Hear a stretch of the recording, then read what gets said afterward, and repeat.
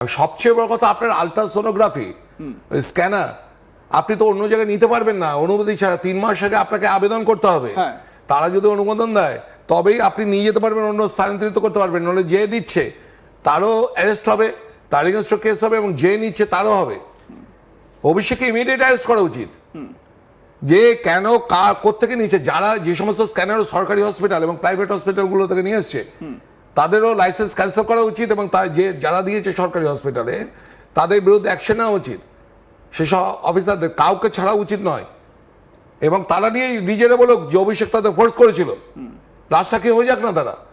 কেউ তো আপন করছে, যে সমস্ত ডাক্তারদের নিয়েছে ঠিক আছে, আমাদের ডাক্তারদের সঙ্গে আমাদের কোনো নেই, ওরা হচ্ছে সমাজের একটা পার্ট, বিকজ এটা হচ্ছে একটা সার্ভিস সেক্টর। কিন্তু প্রশ্ন হচ্ছে যদি তাকে ফোর্সফুলি বলা হয়, তিনি যদি বাধ্য হন ওইভাবে প্রেসক্রিপশন করতে বা ওইভাবে অনুমোদন দিতে, তাহলে ওনারা গিয়ে, এখন তো সরকার চেঞ্জ হয়েছে, এখন তার ভয়ের কিছু নেই, এখন গিয়ে বলুক। এই তো কালকে তো সিএম এসেছিলেন ভারত সেবাশ্রমের সঙ্গে, উনি তো ফাইলটা পেয়েছেন, আপনার পুলিশ ডিপার্টমেন্ট থেকে তো পাঠানো হয়েছে, আমি জমা দেওয়ার সঙ্গে সঙ্গে তো উনি দেখেছেন ফাইলটা। কালকে স্বাস্থ্যমন্ত্রী আমার কাছ থেকে ফাইলটা চেয়ে নিলেন ভারত সেবাশ্রমের সঙ্গে। তা সেম তো পারবে বলেছেন যে এটা তো ক্রিমিনাল অফেন্স, এসপিকে বলে দিবেন যে অ্যাকশন নেওয়ার জন্য। তো অভিষেককে ইমিডিয়েট অ্যারেস্ট করা উচিত। এবং যে সমস্ত ডাক্তার যারা ছিলেন, আদৌ সোনোলজিস্ট ছিল কি না আপনি অত মনে করবেন না। আপনার শরীরে অতিরিক্ত রে গেলে আপনি তো ক্যান্সার হয়ে যাবেন। অভিষেক যে এলাকার কত লোকের ক্যান্সার মানে সৃষ্টিকারী, মানে সে ভাষায় মানে বলে বোঝানো যাবে না।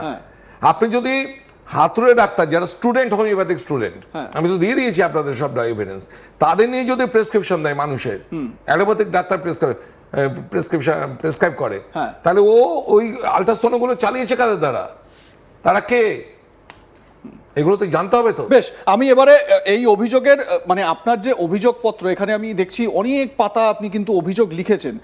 কোন জায়গাটায় আপনার মনে হয়েছে সব থেকে গুরুত্বপূর্ণ অভিযোগ আপনি করেছেন সেটা যদি একটু আমাদেরকে বলেন। দেখুন, আপনি এক এক করে অনেকগুলো নামও দিয়েছেন। এই যে দিলীপ মণ্ডল, এমএলএ বিষ্ণুপুর, তার নাম আপনি উল্লেখ করেছেন, আরও অনেকের নাম আপনি উল্লেখ করেছেন। তো আমার প্রশ্ন হচ্ছে যে এই যে আপনি অভিযোগগুলো করছেন, এইগুলো তো মানে আদালতেও প্রমাণ করতে হবে। যখন এই কেস চলবে তখন সমস্ত ভিডিও ফুটে সমস্ত সকলেই জানে। নবকুমার বেতালকে সাতগাছিয়া বিধানসভার হচ্ছে বিষ্ণুপুর 2 এর হচ্ছে অর্গানাইজার, দিলীপ মণ্ডল এমএলএ বিষ্ণুপুর 1 এর অর্গানাইজার, গুহাবাড়ির মালিক বিষ্ণুপুর।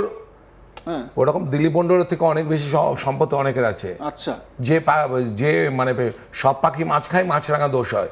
কত লোকের দেখবেন আমার কাছে আসবেন, এই শুধু 60খানা সম্পত্তি বলছেন তো, 82খানা জমা দিয়েছি ইডির কাছে জাহাঙ্গীরের সম্পত্তি। আপনারা তো 22টা করে কম দেখাচ্ছেন। তো বাবান গাজী এই মিনিমাম 300-350 কোটি টাকার মালিক।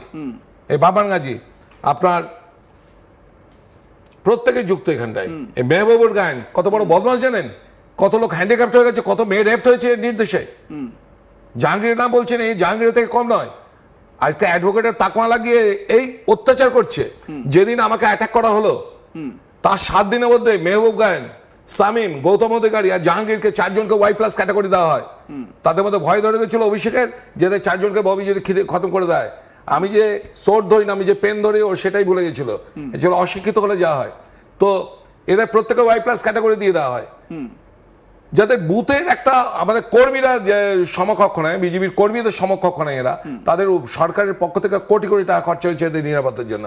এই গৌতম অধিকারী, মেহবুব গায়েন, আপনার জাহাঙ্গীরের নামও তো রয়েছে এখানটায়, আর হচ্ছে সামিম, আর আপনার নবকুমার বেতাল সবসময় 12 জন ওয়াই প্লাস ক্যাটাগরি দিয়ে একে রেখে দিত। কিভাবে অত্যাচার করতো এই সব লোক নিয়ে, পালিয়ে বেড়াচ্ছে এখন আমাদের হাত থেকে।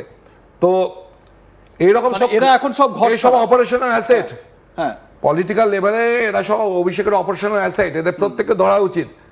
এবং তার সঙ্গে আমি একই সঙ্গে রেখেছি যে অভিষেকের যে পিএ, যার ব্রেন চাইল্ড হচ্ছে আপনার এই অভিষেক ব্যানার্জি, অভিষেক তো নিজের টুইটগুলো তো আমি সব অ্যাটাচ করে দিয়েছি, যেখানে বলছে সেবাশ্রয়ের ও হচ্ছে অর্গানাইজার, ওর সেবাশ্রয় হচ্ছে ওর প্রকল্প।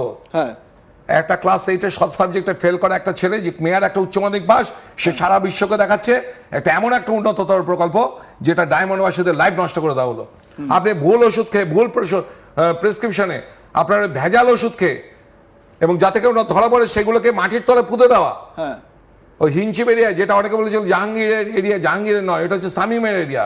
হিঞ্চিপ এরিয়াতে শামীমের বাড়ি, হ্যাঁ, এবং এই খুললে কত কি পাওয়া যাবে তার নেই ঠিক।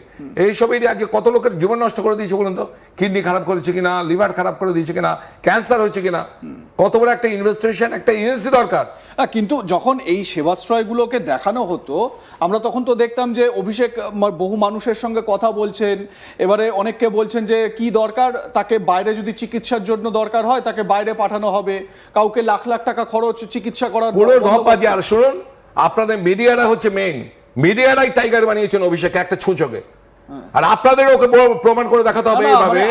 আমরা তো ওরকম ভাবে সেবাশ্রয় প্রাইম মিডিয়া, সেবাশ্রয়ের জন্য প্রাইম মিডিয়া গুলো সেদিন এত হাইলাইটস করেছে, তার একটা সাংবাদিক তারা জানবে না যে ডাক্তার কিনা একবার ইনভেস্টিগেশন করা উচিত কিনা। বাবু, আজকে যখন আপনি অভিযোগ করছেন, আপনার অভিযোগ, হ্যাঁ সেটাই বলছি আপনাদের, আপনারা মিডিয়া টাইগার বানিয়েছেন। ব্যানার্জি যখন এই সেবাশ্রয় করেছিলেন আমরা তখন সেটাও দেখিয়েছি, আবার আপনি সেবাশ্রয় নিয়ে দুর্নীতির কথা বলছেন। অরিজিনাল ওর ফিগারটাকে এবার পার করতে হবে, তার জন্য আপনারা করছেন, আপনারা ধন্যবাদ যে এইগুলোকে আপনারা আবার করছেন।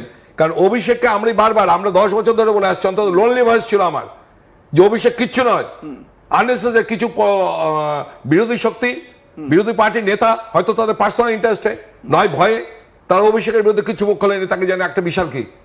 আমি তো একটা গ্রামের সাধারণ ছেলে, আমি অভিষেকের ভয় পেয়েছি? ও তো কি করেনি আমার সঙ্গে আমাদের যে ছেলেদের যারা যারা ওর বিরুদ্ধে ছিল প্রত্যেকের বাড়ি আক্রমণ করেছে, প্রত্যেকের কেসে জর্জরিত করেছে। তো অভিষেকের এই অপারেশনাল অ্যাসেটদের মাধ্যমে, এবং সবচেয়ে বড় কথা যেটা লাস্টের দিকে আচ্ছা, এই ভদ্রলোককে, এই যে আপনি এখানে অয়ন ঘোষ দস্তিদারের নাম এখানে উল্লেখ করেছেন, ইনিকে এ হচ্ছে আরেকজন আপনার সুমিতের পিয়ে হচ্ছে অয়ন। হ্যাঁ, একে অ্যারেস্ট করলে সুমিতের খোঁজ পাওয়া যাবে। মানে সুমিত রায়ের পিয়ে হচ্ছে অয়ন ঘোষ। আচ্ছা, অয়ন ঘোষ দস্তিদার হচ্ছে সুমিতের পিয়ে, ঠিক আছে। ইনি কি করতেন একটু এনার ব্যাপারে একটু জানার চেষ্টা করি। টোটাল এই সেবাশ্রয় ক্যাম্পে ওখানটায় বসে থাকতো। যদি অভিষেকের সেবাশ্রয় ক্যাম্পে যে ধরুন যে আমার ছেলেকে আপনি বলেছিলেন ভালো চিকিৎসা করবেন, যান, অয়নের সঙ্গে দেখা করতে হতো। আচ্ছা, আমি আপনাকে দিয়ে দিচ্ছি, আপনাকে একটা ভিডিও দিয়ে দেবো, তার সেটা শুনে আপনি বুঝতে পারবেন। একটু ছোট করে দিই, এরপর এক এক করে আপনি অনেকগুলো নাম এখানে লিখেছেন। দেখুন, জাহাঙ্গীর খানের নামেও আপনি অভিযোগ করেছেন। হ্যাঁ, ও তো ফলতার অর্গানাইজেশন। হ্যাঁ, জাহাঙ্গীরের ব্যাপারটা আমরা সবাই জানি।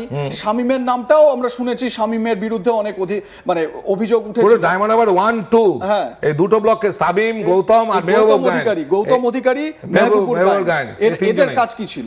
এদের টোটালি সমস্ত কিছু লোককে ভয় দেখানো, যেতে হবে, পুরো অ্যারেঞ্জমেন্ট করা, মানুষের কাছে তোলাবাজি করে টাকা তোলা।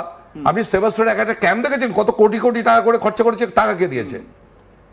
মিনিমাম 400-500 কোটি টাকা তোলা হয়েছে মার্কেট থেকে। আচ্ছা, আপনি তো আপনার অভিযোগে এই সেবাশ্রয় ক্যাম্পের আড়ালে বা তার নামে কোটি কোটি টাকা তোলা হয়েছে, এটারও একটা দুর্নীতির অভিযোগ। একদম। আপনি ওই পেপারটা একটু দেখাবেন, কি অভিযোগ করছেন আপনি? পুরো রয়েছে, আপনাকে অনেক টাইম লাগবে। বিষয়টা হচ্ছে যে একদম আপনি একটা বলুন টাকা তোলা হয়, আমি বলছি, আমি তো অভিযোগপত্র পরপর লিখে দিয়েছি, টাকা তোলা হয়নি মনে করুন, টাকাটা কে দিয়েছে? সরকার তো দেয়নি,